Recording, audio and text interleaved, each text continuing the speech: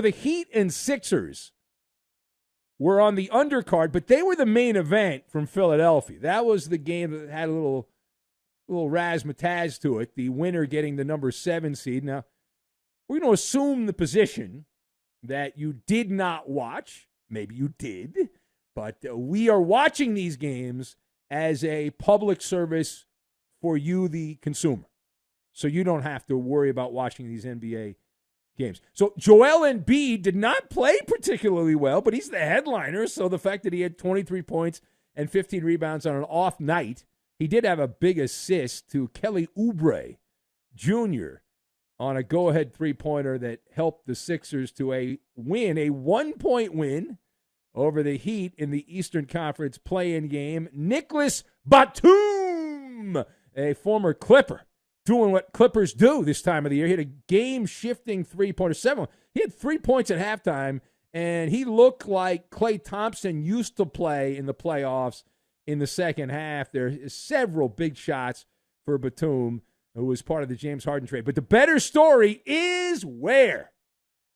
That's right. You are a good student. The better story is in the losing locker room. So Miami's Jimmy Buckets, and full disclosure, we are big fans of Jimmy Buckets and the approach, the grinded-out approach, the kitchen sink approach, where he just throws everything out there every game. So we like the guy. He's getting absolutely cooked, speaking of the kitchen, for being the star for Miami and blowing a 14-point lead. Of course, he also suffered an injury. That never happens. NBA players never get hurt. It's so rare to have an NBA game where a player gets hurt. It just almost never happens. So it's shocking when someone gets hurt. It's like you know, they say in the news business, dog bites man, not a story. Man bites dog, that's a story. NBA player gets hurt, that's a big story. So anyway, let us discuss. True or false, Jimmy Butler and the Heat deserve to be vilified for losing to the Sixers. So this much I know it is true. I know that. I'm nodding my head, yes, it is true. I've got the Commodores, Sotheby's, and sleeve tattoo. And we will combine all of these things together, and we are going to create a talking parrot. Someday, I will be replaced by a talking parrot that will be AI generated. I'm convinced of that. All right, so listen, to answer the question again, it's true. Jimmy Butler and the Heat do deserve to be crucified and vilified and all that. That's how this works. If you haven't figured that out, I don't know what I can do for you. Okay, I don't. I can't help you. Miami had a power outage. Jimmy Butler and Tyler Hero combined for 44 points. It sounds pretty good, right? Sounds pretty good. Somewhat impressive. If you didn't watch the game, which you probably didn't, the dynamic duo was shooting blanks. The soundtrack of this performance was 1970s disco, the Commodores, Brick House. They shot a combined 31%. 31%, 14 to 45. And as we like to say on this show, sucking at a time you cannot suck.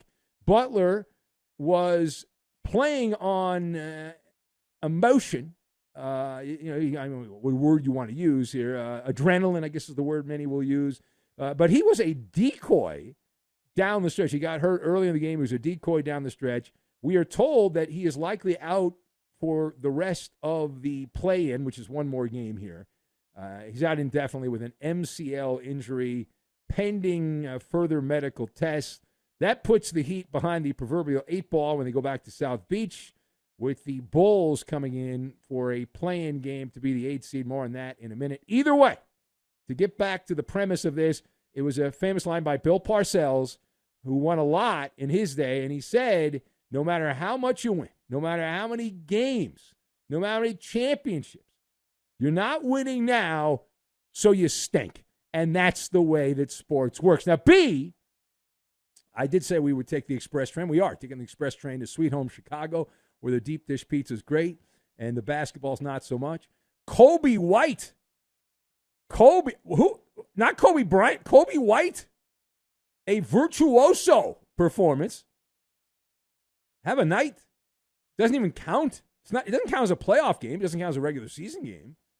Stuck in the middle. But Kobe White painting a masterpiece here. He had 42 points, led the Bulls to a barbecue of the Hawks. I don't think that's allowed. I think they're endangered, the Hawks. You're not allowed to barbecue them. But they did. They win going away. They had a big lead early. Blew the lead, Chicago, and then ended up fattening up the lead late in the game. So Chicago will now play the aforementioned Heat. I was going to keep this plain and simple here. For the right to be disemboweled by the number one Celtics in the first round. Now, the spicy meatball on this one is not on the Chicago side. I try to accommodate Euphemia and all that, but the story here, the spicy meatballs on the 404.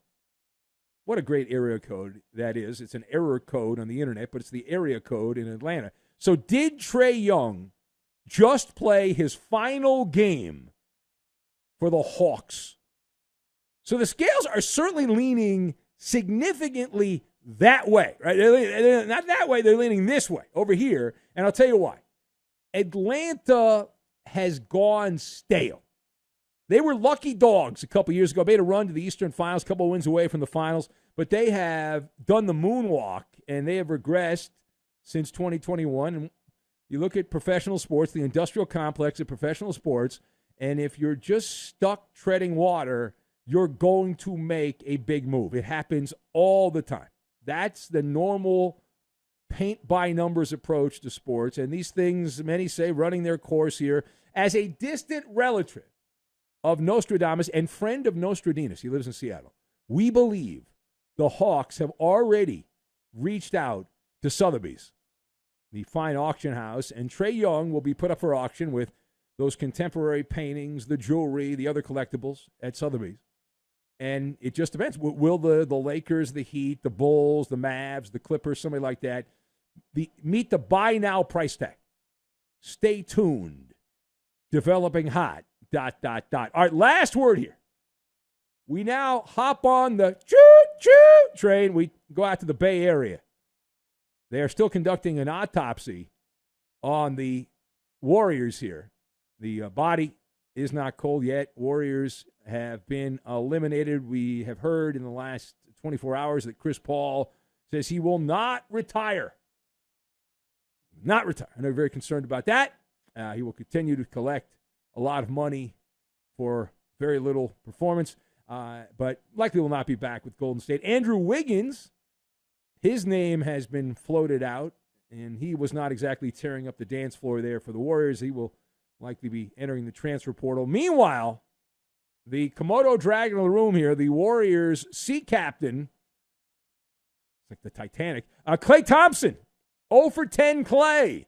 He says that he has not given much thought to his NBA future. Do you believe him? Do you believe Klay Thompson?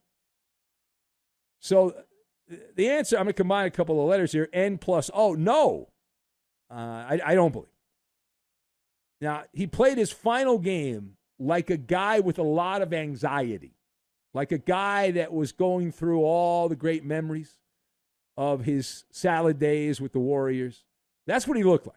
He looked like a guy that was wearing it on his sleeve tattoo, right? The basketball scribes are already trying to get him on to his next team. They're floating out scenarios where Klay Thompson goes to Dallas or Orlando, and that those are safe spaces for the fallen Splash Brother.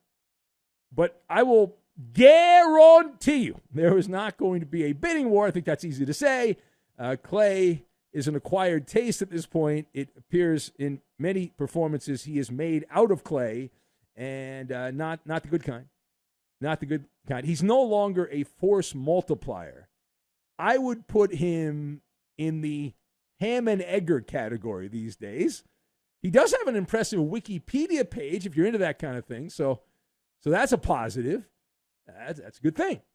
So read about the glory days